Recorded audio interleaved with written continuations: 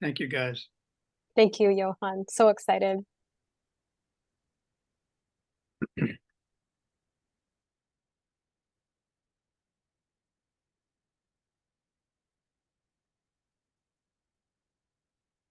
Welcome to the space, friends. Pastor Sylvia, glad that you're here as always. At the rostered leaders gathering, I had the opportunity to meet Sylvia in person, and we hugged and we laughed, and I got more prayer birds.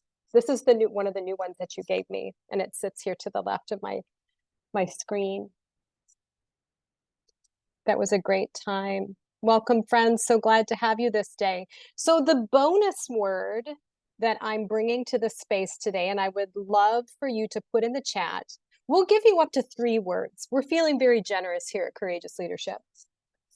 In 3 words, when you think of the gospel, what are 3 words that come to mind for you?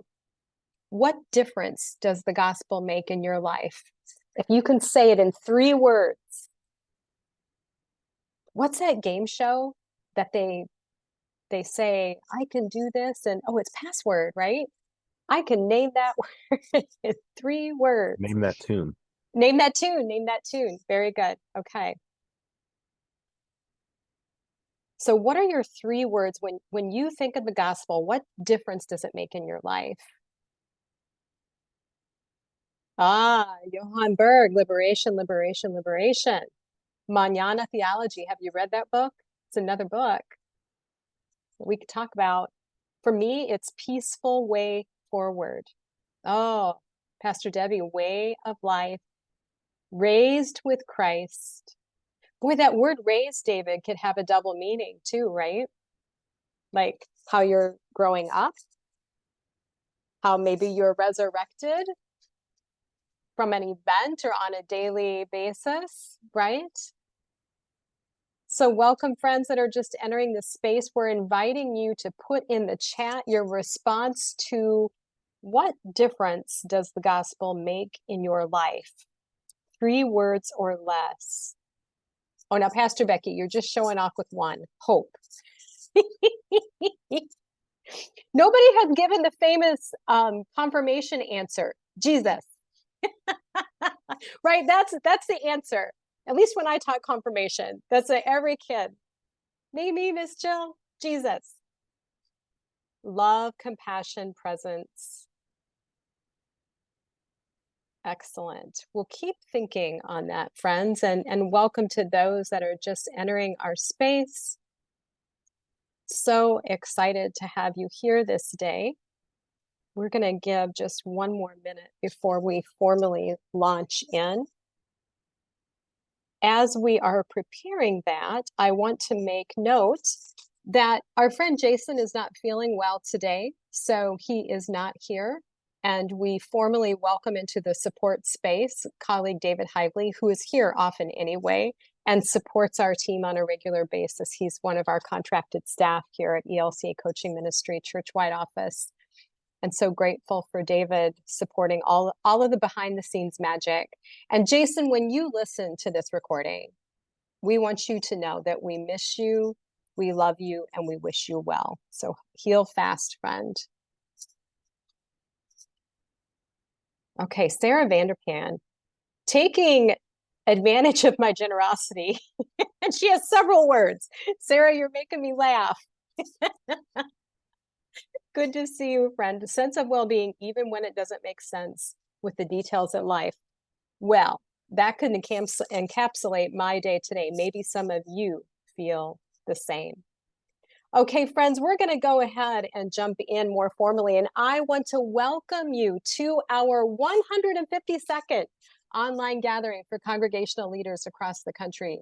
This weekly gathering is called Courageous Leadership, and it's sponsored by ELCA's Coaching Ministry. I am Jill Beverlin. My pronouns are she, her, and I am blessed to be the program manager of this ministry and one of your facilitators today. So if you missed last week, go to our website and watch the video. We had a fantastic presentation on narrative budget which really surfaced a lot of creative ideas for our leaders around how we tell stories with numbers and how the words we choose are important as we speak the truth of what our communities and ministries are doing. And speaking of truth, as we begin today, I want to name our commitment to the truth and healing movement of the ELCA. And as such, I would like you to know that my home is located on the Fox River in Appleton, Wisconsin. This area is the ancestral territory of 5 nations of Native Indigenous peoples: the Menominee tribe, the Ho-Chunk Winnebago tribe, the Potawatomi tribe, the Oneida tribe, and the Stockbridge-Munsee Band of Mohicans and the Brothertown community. I honor and respect the diverse Indigenous peoples connected to this territory on which I live. And as we step into our time today, friends, I also encourage us to remember that we are seeking to create a safer and braver space in these gatherings for you to bring the truth of who you are and how you are doing. These conversations are meant to be an intentional step for us to live more fully into God's dream for us as the body of Christ. So again, welcome. And last week, as I mentioned, we jumped into the importance of story related to what we do around yearly missional spending plans and how we upkeep our mission outposts. That's a term that Tim used, that Tim Brown, Director of Congregational Stewardship for the ELCA, used with us. And today we're continuing to focus on the importance of story, and we are so blessed to have the Reverend Dr. Johan Bergh back in this speaking space again today.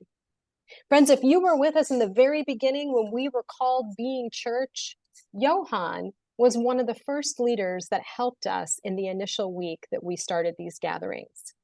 And today, Johan is going to share about his work in helping others understand and tell the story of God and how we find ourselves in this amazing story. And maybe even more importantly, what difference does it make for any of us? For all of us. Johan, thanks for being with us. The floor is yours. Thank you, Jill.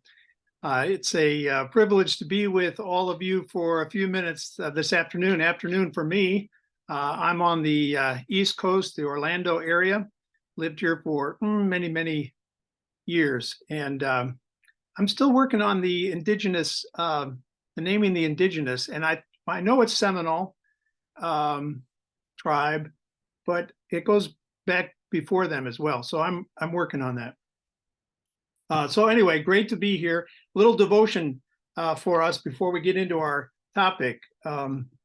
Jill asked me to bring something, so here it is. I wrote something out this morning, and so I'm going to share it. So bear with me as I kind of read it as we go, a little devotion to get us going. In the spirit of Dietrich Bonhoeffer's religionless Christianity, where God is not the great explainer or the great helper, God is not the stopgap to fill in what we cannot know or cannot get done, but is rather what I call, and Bonhoeffer did not call God this, but the great presence. So in that spirit, and also in the spirit of recognizing at least 2 of the 8 coaching competencies in coaching practice, those of you that are familiar with the 8 competencies in coaching. 1, the skill of creating and allowing space for silence, pause, or reflection within the competency of maintaining presence. That's 1. And then also the skill of asking questions about the client, such as their way of thinking and values, needs, wants, beliefs, within this competency we call in the coaching world evoking awareness. In the spirit of those competencies and in the spirit of the great presence, if you will, I'd like to suggest today that Jesus is not the answer to our questions, but rather the question to our answers. This is not unique to me, but I've thought this for quite some time, but it's a good turn and I think an accurate one, at least in my estimation. Jesus is not the answer to our questions.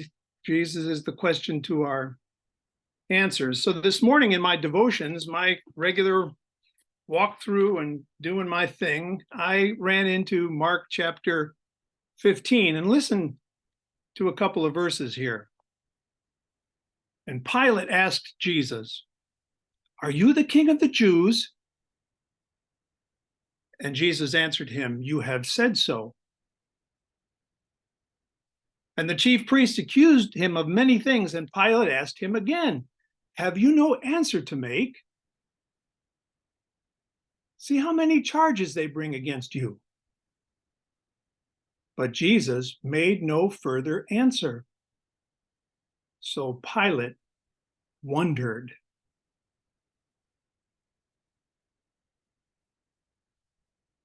An answer which Pilate even recognizes was no answer. "You have said so." It was more of a question than it was an answer.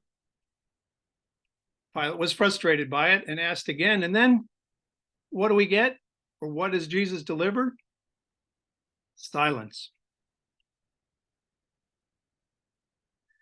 Imagine with me that the four fundamental life questions that we all ask ourselves every day, and in fact, I think our every day of our life. Who am I? Question of identity. Where do I belong? The question of community. What's the purpose of my life? The question of meaning. And what will become of me? The question of destiny. Imagine these are not questions that come from friends or family or ourselves or some maybe dastardly evil one creeping into our life, wondering what's going on. Imagine if these are rather questions from one who loves us, from one who walks alongside us, from one who only thinks the best for us.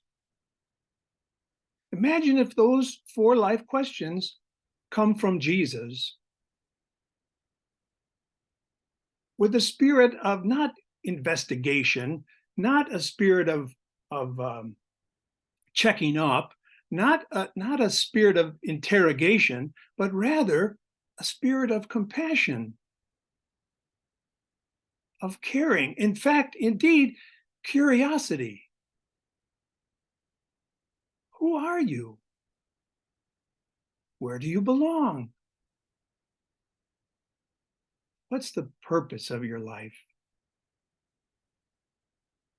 What will become of you? What will become of your world? What will become of all those you love and care for? Imagine Jesus coming alongside you and me today with those questions, not the answers, but the questions.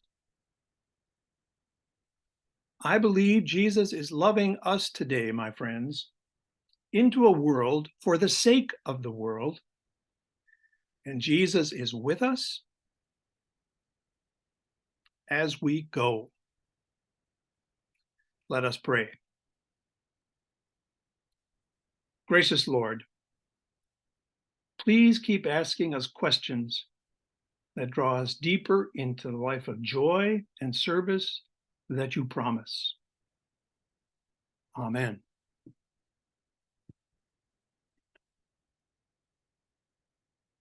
So we'll march into a little bit of time together, and there are going to be plenty of time for breakout groups. I really appreciate a few minutes to share something that's been on my heart and mind, something I've been working with for quite some time. Wrote a little book earlier this year. The book is Just What is the Gospel? Oh, there it is. Yeah, Just What is the Gospel Anyway? And the byline or tagline to that is Your Guide for Church Shopping. And yeah, there's the book, but then there's the project. The project I developed after it. And by the way, in the book, the website is not in there because I developed the website after the book. So I got to somehow fix that. But anyway, the website is, originally just whatisthegospel.org. And the project is a challenge, an invitation for each of us to explain, define the gospel in 100 words or less, and be a part of a conversation back and forth to help each other refine that. So that's the project. But let me take a little bit about how I got there, but also the why. But the invitation in the end is for you to develop 100 words or less, and don't expect that to happen today. Not even in the breakout groups. We can have a chance to talk about how to get there, perhaps in the breakout groups. But yeah, and by the way, Jill already provided hers in 100 words or less. Those of you that know Jill, you know, Jill could say something in 100 words or less. Yes, it can be done. Yeah. So the why. Listen, the church is declining and leaders are struggling. Culture, if you want to put it that way generically, culture, society is less interested in church, at least in the North American world, more than ever. Less interested. And I believe the challenge for us in terms of breaking through and having an inbreaking, a place where people are raised from the dead, if you will, is not to shine up the church and make it look better, and perhaps not even then an ecclesiology, but rather to get at the heart of the matter, the soteriology, the Christology. What is this saving that goes on? What is this, what I would say, liberation that happens? How do we say this in such a way that it uses, I think, importantly, non-religious language to be able to describe for people how it is that Jesus is impacting us, relating to us, changing us, indeed resurrecting us? The good news, I think, is not just too good to be true, it's too good not to be true. And somehow we need to work on it and to communicate this good news using language that relates. So people are looking for a spiritual community. They're not necessarily looking for church, right? We know this. Oftentimes people are turned off by church and they want a spiritual community, but they don't know what to do. I just listened this week, just learned about Rachel Martin on NPR. Maybe you guys know about this. I did not know. She has a new, she was a host with NPR's, what was the afternoon show? Anyway, she left that show. She's got a series now called Enlighten Me, where she's interviewing people, and it runs on Sunday evenings on the show about 5:45, at least Eastern time, Enlighten Me. And she's interviewing all different kinds of people about their spiritual life and spiritual experience and so on, right? And she, Rachel Martin, is genuinely searching herself. Like, I don't get it. You know, I had a serious religious upbringing, but church is just not the thing. How come now? You know, what is going on? How can I find this relationship with God? So anyway, last week or a couple weeks ago, there was an interview with a gentleman I don't know, but in this back and forth with Rachel Martin and this fellow Bacon, who was talking about his upbringing in the church, was a black church, and super evangelical, and he ended up walking away from it over the years. But he was saying this about this experience with the church. I live in a very white liberal environment. My neighborhood is pretty white. This is this gentleman talking, right? So there's a farmer's market that I take my daughter to every Saturday from March to November.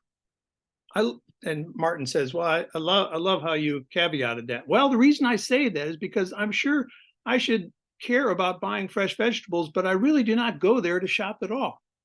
I go there because we see the same people almost every week. And therefore we talk to them, and I know their kids and they know Charlotte, and it ends up serving the same kind of function. And this is what Rachel Martin says. She says, well, it's like the farmer's market is your church. Bacon, the gentleman, says, I'm not going to repeat that sentence or say yes precisely, but it has ended up having the same kind of community functions that I'm looking for. Well, okay. So those kinds of observations for you and I, those aren't new to us. I just bring that up because it's kind of fresh. It just happened in this interview, right? But at the heart of the gospel, heart of this project of just what is the gospel anyway, is to get us to talk about how Jesus is actually good news. And it's not just a place for community. Church is certainly not the farmer's market. And it's not just a place for community. What I like to say, and here, this is kind of like the thinking behind the project now, a few minutes on that. We can go a lot of places where there's a lot of good done. And many people do. Many people go and are part of a church because they think good is done there. In fact, I remember a few years back, the ELCA, there was a statistic in the ELCA that 1 in every 25 Americans had been affected by, supported by the service of one of the social service agencies of the ELCA. You know, counseling or Good Samaritan Society, all these efforts, hospitals. Millions of Americans affected by the good that happens in and through the ELCA. So, but is that why people want to be a part of the ELCA? Well, many times that's true. But you know, also there's a lot of good that's done that's not done by the church. Why do you need church? Many people feel that way too. Like, well, I don't need to do that stuff when I can do this stuff. So there's a lot of good done. So the church is not just about being good. So what is the good as a part of the good news? And then the news thing. How is Jesus news? Two things about that. One is, we've heard the story before, haven't we? Jesus died on the cross, he was raised from the dead and forgives your sins, and now you can fill in the blank. In the sense that it's not new, it's not news in that we know the story. We've heard it before, but that's not really what I'm getting at when I say Jesus is not news. It's more of this. When we're told something about Jesus, we're usually told in such a way that it's a matter of a proposition about him that we need to engage. It's a belief system that we need to affirm. And rather than something that frees us or sends us into a new mode, it is something that binds us, that tells us you need to believe, you need, here's Jesus. He's the great self-help. Instead of Jesus, here's the liberation, there's Jesus, here's another pattern, just like people usually take on, like, you know, I want to improve myself. So I'm either just going to get physically fit, or I'm going to get mentally fit, or I'm going to eat better. I'm going to get an education. I'm going to, you fill in the blank. There are ways in which there's a demand put upon us that we're going to improve ourselves. And what I'm trying to suggest here is that the news that we have in the gospel is the opposite of that. It's not what I even call the tyranny of making a difference. Like, it can be tyrannical. Like, man, I'm not saving the world. It's 5 o'clock and another day has gone by. This pressure to be somebody, to create something, becomes the way in which people approach God. God will be the great one to deliver what it is they need to step into whatever it is that will improve themselves. And so how can the church deliver gospel that's not just good like everything else. This is another agency that you can do a lot of good, nor is this just another piece of self-reflection and self-help so that you can improve yourself. What is the good news? So I'll give you my 100 words or less, ends up being 80, but before I do that, just a couple of more minutes of what I try to do in my little book. What I try to say is, you know, for me, there are two huge strains of theological thought that come in together that I then integrate with another. One is the justice theology that people like John Dominic Crossan and Marcus Borg and others have put together for us in such a way to be able to say the gospel is about peace through nonviolence, through distributive justice, through nonviolence. That's what gospel is. My friends, if you pay attention to that theological genre and that theological approach, you're going to find a lot of beautiful things. In fact, so much so that we cannot let it go. In other words, when Jesus said, like in Mark chapter 1, repent, believe in the gospel, he was not saying God sent his son into the world to save us from our sins so that the holy God would not be upset by the unholiness of people, so that we can be freed and not be accused by God of not being holy, and so that we can now enter into the presence of God, whether that be here or in the hereafter. That's not what Jesus was talking about in Mark chapter 1, right? We know this. Well, Borg and Crossan and so on, they take this to the level of explaining the justice theology. The other strain of theological thought that I use in my thinking here is the reformational theology, 16th century stuff that Faraday and Paulson and some other theologians have brought to bear in a very significant way that describes the communication of God as being one of promise and not demand. The unconditionality of what God does with us and speaks to us, if you will, is paramount.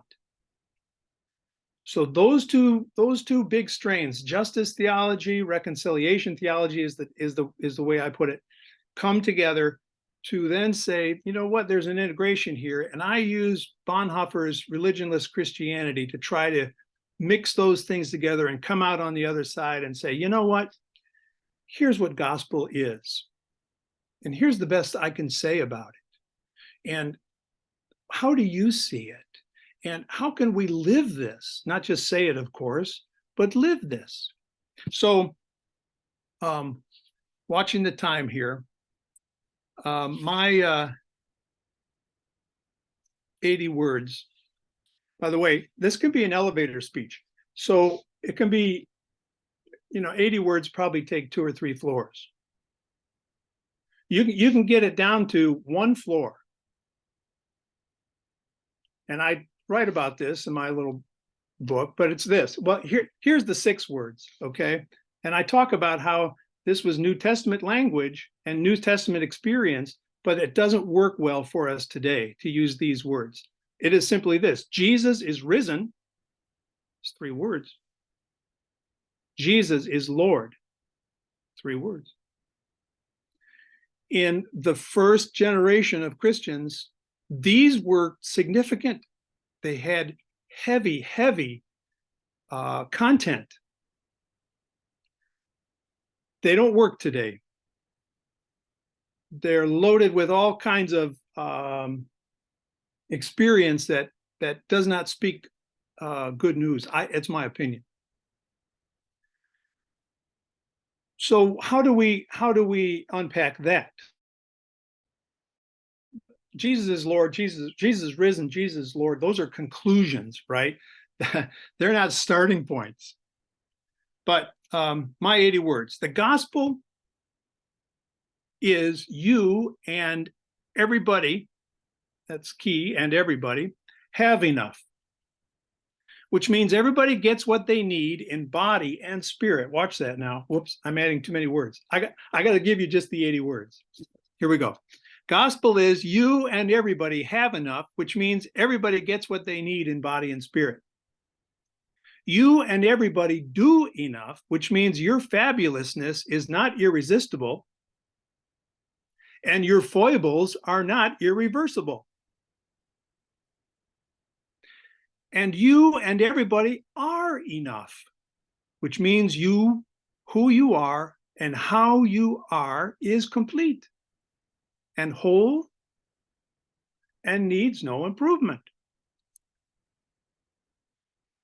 It is a promise given and not a demand made. It is justice and reconciliation, and all this because of Jesus Christ.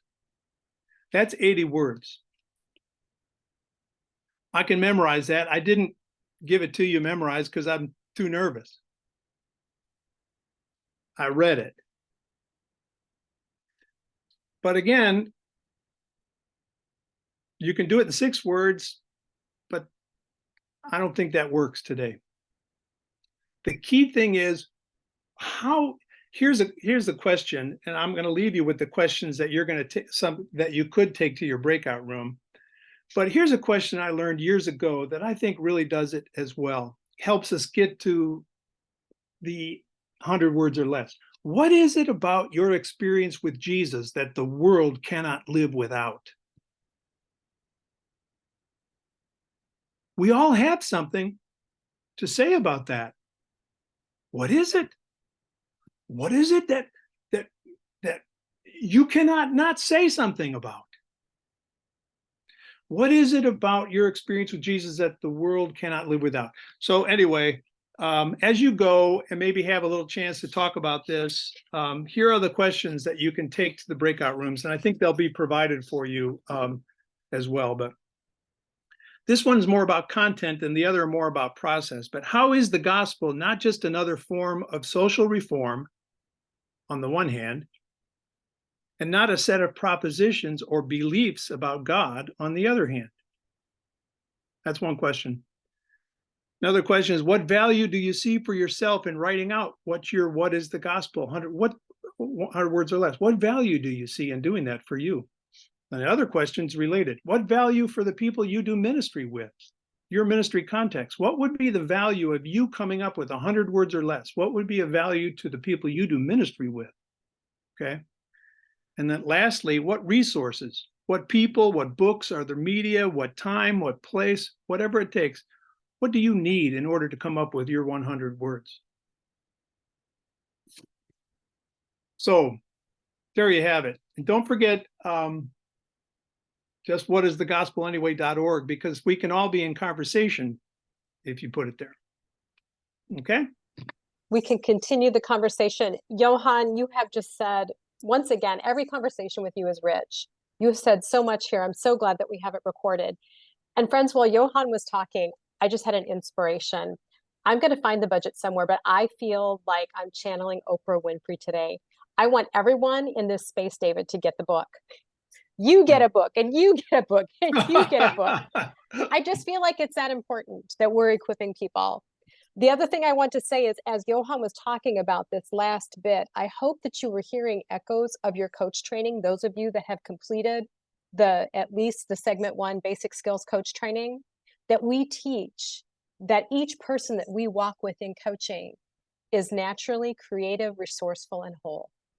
That's one of the tenets that we stand on as faith-based coaches. It just aligns so beautifully with everything that Johan has shared. And it's not a mistake that Johan has been one of our coach trainers for years as well. So it's fun to see this shaping. Friends, we're going to go to the breakout rooms. David has them ready. We will be coming back right at 10 till the hour. And so be prepared to do some fun unpacking then, and be prepared to receive this beautiful book that Johan has created. God bless your conversations, friends. Have fun.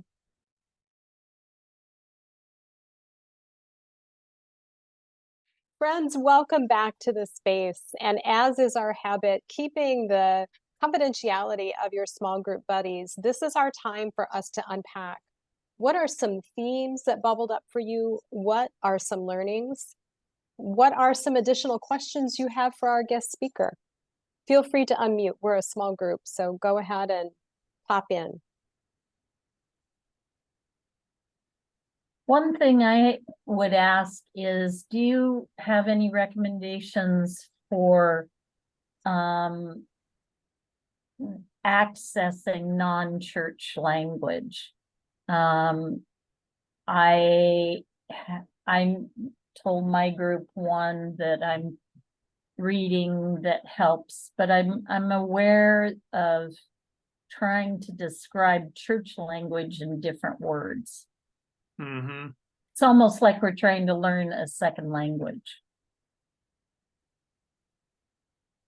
Yes, excellent question. And I think it bears, it's worthy of the work that's involved. My answer is no. I'm not aware of anything.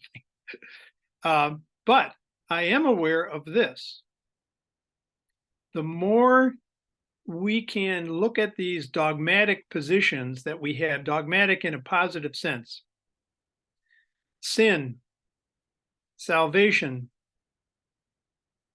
Father, Son, Holy Spirit, church, all of these things that name realities for us growing up in the faith and maybe being theologians then of the faith, just take those and write down anything you can say about them without saying anything about God.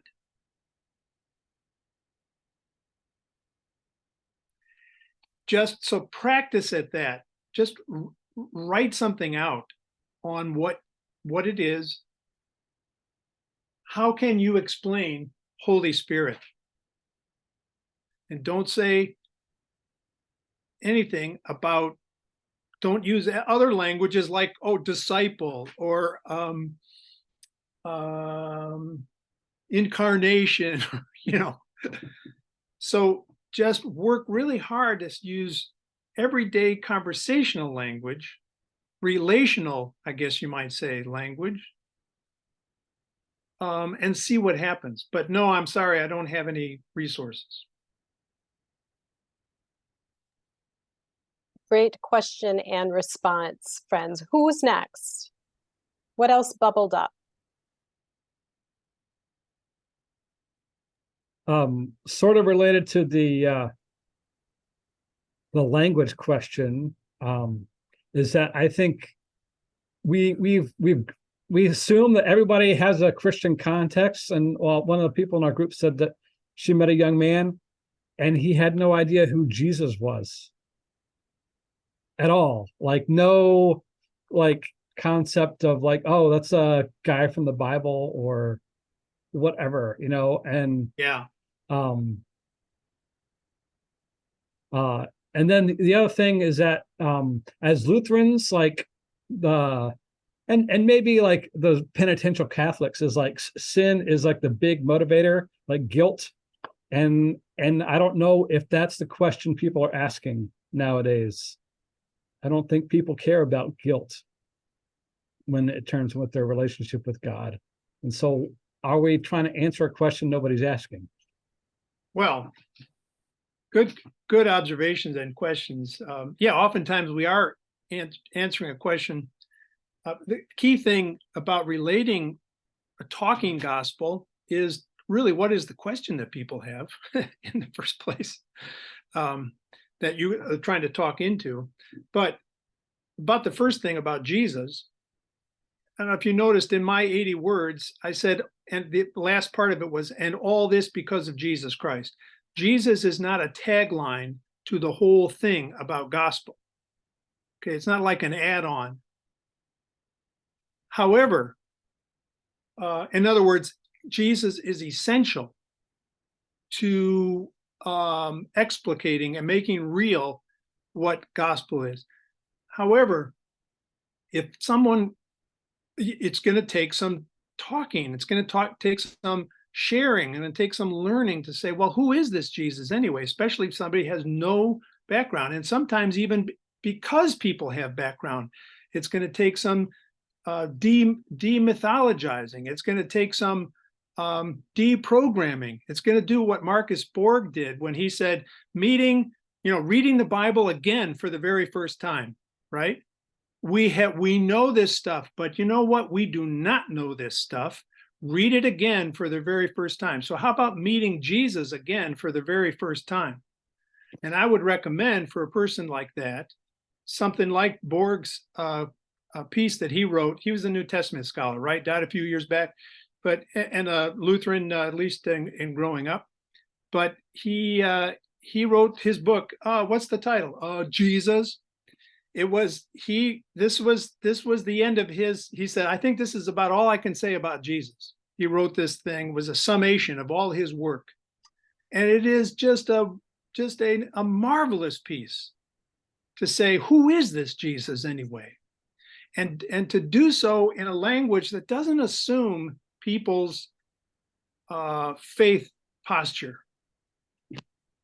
We need to be able to do that. We need to be able to tell others the difference that the gospel makes in our lives in this very radical landscape that we find ourselves in. Johan, thank you again for sharing your wisdom, your talents, and your book with us. Friends in the space, I'm excited to send a copy of this book to you. And if anyone listens to this video and wants a copy, email me at jill.beverlin@elca.org, and I will make sure that you get a copy of it. And don't forget, it's not in the book, which it should be, but just whatisthegospelanyway.org. No question mark or anything. Just whatisthegospelanyway.org. And put your 100 words in there and let's have some conversation. Beautiful. We'll put that in the follow-up email when we post this recording on our website. So friends, as always, we look forward to seeing you next week. Our guest speaker, we have Jamie Brusahoff back. Her book, Raising Kids Beyond the Binary, it has just been released. And so when she was here in the speaking space before, it was still in the publication process and it was just released. So we are excited to have Jamie back to continue that important and courageous conversation. As we're leaving, friends, I want you to always remember that you are seen, you are valued, and you are loved. You're making a difference in the world, one conversation at a time. So God bless you. I love you. Take care. See you next week. Thank you all. Thank you, Johan. Thank you, David, for helping. Thank you. Bye now. Bye now.